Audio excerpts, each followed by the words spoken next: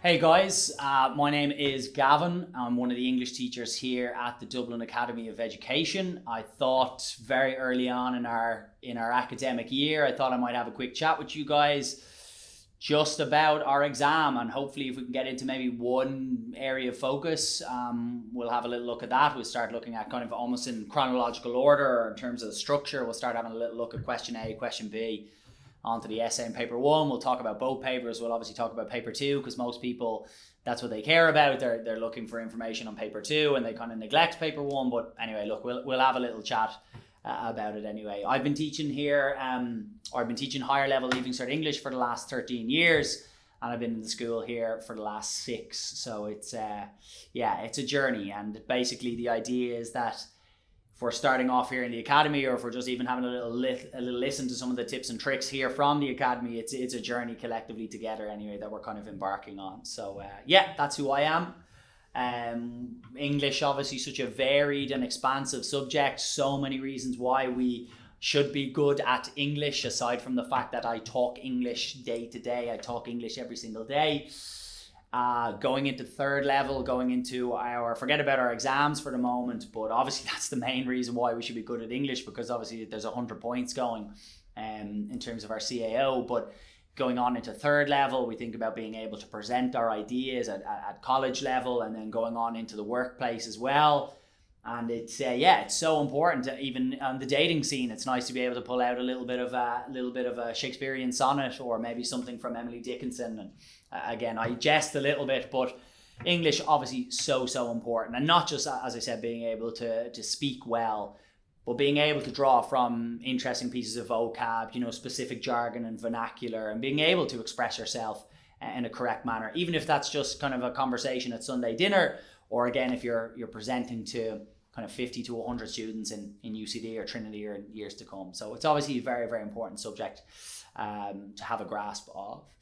I suppose if we do fall back a little bit and we think about our CAO, and we think about the 100 marks that are going for our exam, we think about our exam and we think about the exam structure. And I think this is something that we do a lot of here in the academy. We really break down the kind of the chunks of the exam, and we compartmentalize insofar as possible and as much as possible. And we recognize where every single percent and every single minute is going in our exam. And that's so important for you guys going forward. If there's one thing you take away from this little Academy Bites podcast, is that you recognize that you should know where every 60 seconds is going, and you should know where every percent is going, all the way to one paragraph of your question A question being worth 1.25% of your entire grade. We're talking about that minutia, that absolute kind of like pedantic, critical, critiquing level is exactly what we should be looking at. All right. Our exam, obviously, both papers being worth 200 marks, paper one being worth 50% of our entire grade. It still surprises me, teaching the grinds here in the school, that when other individuals from other day schools are coming to me and they haven't spent any time on their paper one, they really don't even know, I suppose, where their energy should be focused on paper one, and it's all about paper two, when paper two, of course, is the other 50%, but equally weighted papers. And therefore we feel here that, again, paper one deserves a significant amount of your time. Maybe not an equal amount, because obviously there's things on like paper one, which is our question A and question B, that once you have a little bit of an understanding on, and in terms of the structure and the formula of how they work, you can knock them out of the park. But certainly your essay, 25% of our entire grade, takes a huge amount, and should take a huge amount of your study time. Okay. To break it down in terms of literally every single percent, you have 12.5% going for your question A question, which is your basic comprehension exercise, 3 questions attached to one text. You have your question B task, which is like a mini essay. It's a functional writing task. What is the purpose of the task? It's very much stylistic heavy, that task. It's another 12.5%. And then, as I mentioned, our essay, 25%, almost double the importance of the majority of the other topics in terms of your English curriculum. So deserves a huge amount of your time. It's very important that over, I would say, the initial weeks of 6th year, certainly, that you start to figure out what is the style that I am most competent at. Enjoyment is important too, but it really is figuring out, am I really good at persuasive language, or am I really good at aesthetic and narrative language and writing descriptive pieces or narrative pieces, short stories, memoirs, etc. Really figuring out that information is very important, I would argue, early on in terms of the first initial weeks in terms of sixth year, okay? Because once you have that figured out, then you can put in the time to practice, and you can put in the time to, I suppose, produce throughout the course of the 32 weeks that you have in terms of sixth year, produce a number of essays that you can get checked and rechecked by your day school teachers, that you get them to a very, very high standard. And then you can certainly, if not fully, but partially regurgitate elements of those completed essays on the day itself. What we try and do here in the Academy is that as much as possible, the exercises in June, those first 2 days of the exam, those exercises become exercises in recollection as opposed to exercises in creation. So we want to make sure that we are kind of almost remembering all the really good stuff that we've already been produced and also has been qualified by a really decent grade, and that we're using that information because we know ultimately that that'll get us high marks. All right. That's paper 1. That's our 3 topics in paper 1. Paper 2, obviously we have our Shakespearean text, or indeed our single text. If some of us are looking at a different text, that's 15% of our grade. Our comparative, which is nice this year, obviously the fact that all 3 modes are going to be on the paper. So again, that's 17.5% of our grade. And then poetry as a whole also being worth 17.5%, 12.5% for studied poetry, of which 5 poets are going to be on the paper this year, and then 5% for your unseen poetry task. Ironically, the question A task, the first thing that you'll put pen to paper on in terms of your paper 1 English Leaving Cert, and the last thing that you should put pen to paper on, which is your unseen poetry task, the 2 tasks that don't require a plan, but still require a huge amount of base understanding and base work to be successful. But it's interesting, the 2 of them, again, that bookend the exam, the 2 pieces of unseen material, and the 2 pieces of material, I suppose, 2 tasks that you can express yourself, back yourself with your own opinion, as long as you're supporting yourself with elements from the text in the question A and indeed in the unseen poetry task, that you will get significant marks on. All right, that's the paper 2 elements. A nice rule of thumb in terms of time management, because paper 1 is a little bit more varied.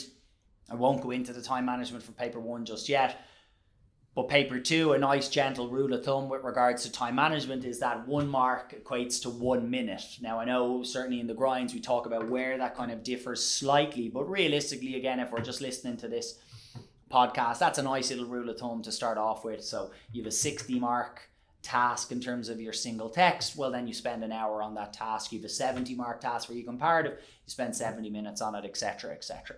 All right, so that's a nice little rule of thumb with regards to our paper 2 time management. Paper 1 time management, on the other hand, as I said, is slightly different. This will depend on whether you are quick at reading or you are quicker at writing. So this depends, it's all relative, it depends on you. 80 minutes should be given to your essay, the section 2 essay regardless, because as we said, you really want to be making sure that you're hitting 5 pages on that task, maybe a little bit over 5 pages. And the majority of us will need 80 minutes to that, certainly if we're going to produce a decent plan with that as well.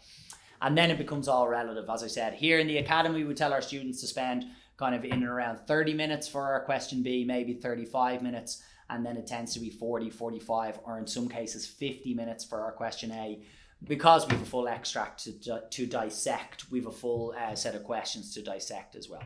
We are, as you might have potentially heard me say a number of times before, very, very keen on predictions here and making sure that we point our students what we feel is in the right direction, that we're working smarter, not harder, that we're really utilizing every kind of minute that we have, either in the study hall or outside of the classroom or indeed inside of the classroom.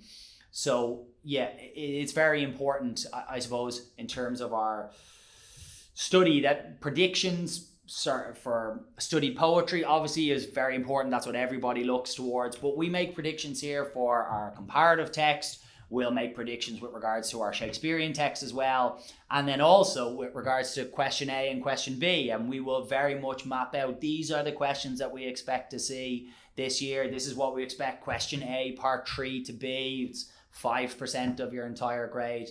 And yeah, we will make or spend a huge amount of time, I suppose, planning out those predictions and making sure that our students are very much on the right track, on the right page, going forward.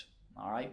So that's a very brief overview, guys, of our exam, or certainly the percentage breakdowns of our exam and the different components that make up both paper 1 and paper 2. I suppose one thing that you could take away from this podcast is just to start to compartmentalize, start to figure out what you are good at, where your strengths lie, and double down on your strengths. Because again, the English paper, both paper 1 and paper 2, allows for choice and allows for you to, I suppose, lead your answers and lead your paper in a way that you're comfortable with. So, if you're really not good at descriptive writing, you really don't like writing short stories, then don't. And don't spend a huge amount of time on it. There are a myriad of different areas that you can appropriate your time towards in order to be successful with regards to the 2 papers.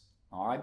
So guys, I hope you found that useful. It's a very, very short synoptic view of our overview of our exams. And as I said, a couple of things to take away: certainly percentage breakdown, the time management, and then ultimately play to our strengths. I will talk to you guys very soon for a much more, I suppose, detailed and in-depth look at one particular area of the course.